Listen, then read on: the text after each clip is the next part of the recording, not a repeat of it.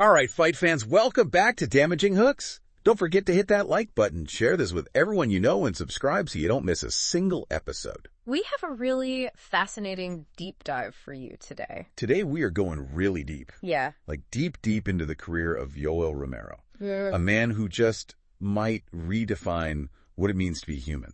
Yeah. We're talking Olympic level wrestling, late jump into the brutal world of MMA. Right. And get this, a neck held together with titanium. Titanium. You heard me right, titanium. It's kind of a story that I think really pushes the limits Yeah. of what we think the human body can endure. Yeah. You know, you've got this foundation of just incredible athleticism honed in Cuba's, legendary wrestling program. I mean, they practically churn out champions over there. Yeah. And Romero was among the best, snatching a silver medal at the 2000 Olympics. Hold up a silver medal at the Olympics. Yeah. That alone is enough for a lifetime of bragging rights. But then he decides to step into the octagon in 2009. Yeah. That's like trading a scalpel for a chainsaw, right? Exactly. MMA is raw. Yeah. Unpredictable.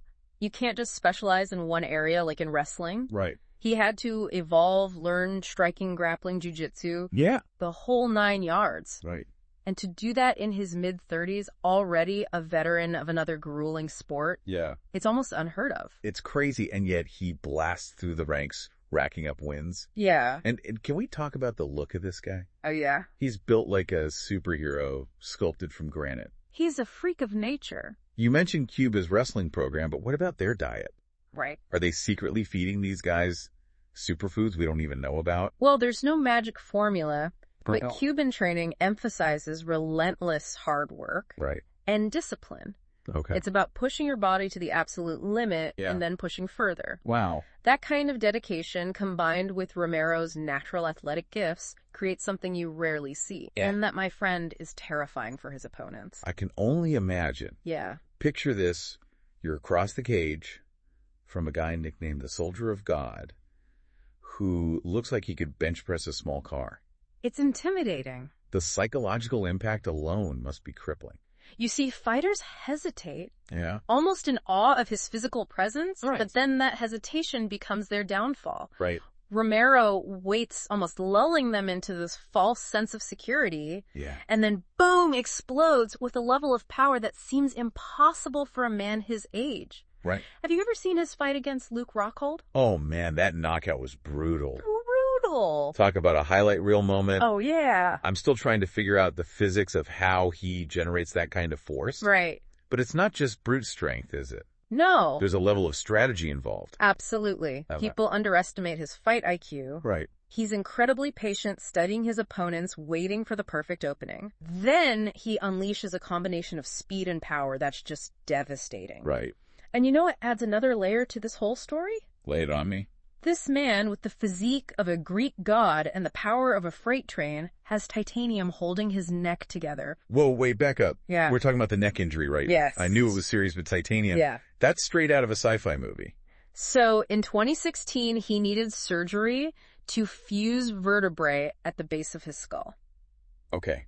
Think about that for a second. Yeah. That's not a sprained ankle. Right. That's the foundation of your body's movement. Right. They literally inserted metal into his spine. So the guy who looks like he's carved out of stone Yes. is part machine. Essentially, yeah? That's both badass and terrifying at the same time. It's crazy, right?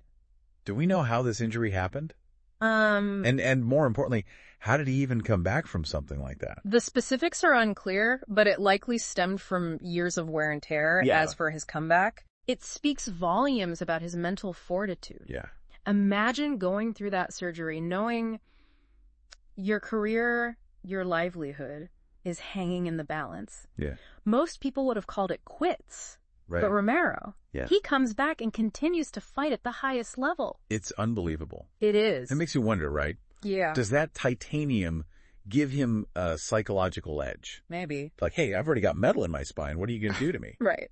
Or is it more of a burden, a constant reminder of his vulnerability? It's probably a bit of both. Yeah. On the one hand, it's a testament to his resilience, Right. a physical manifestation of his ability to overcome adversity. Yeah. On the other hand, it's a sobering reminder of the fragility of even the most seemingly indestructible human body. That's the thing that keeps me coming back to Romero's story. Yeah. He's this force of nature.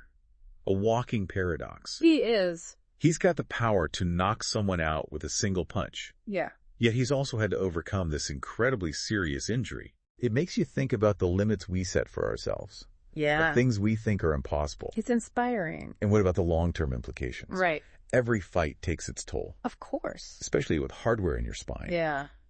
At what point does pushing those limits become too risky?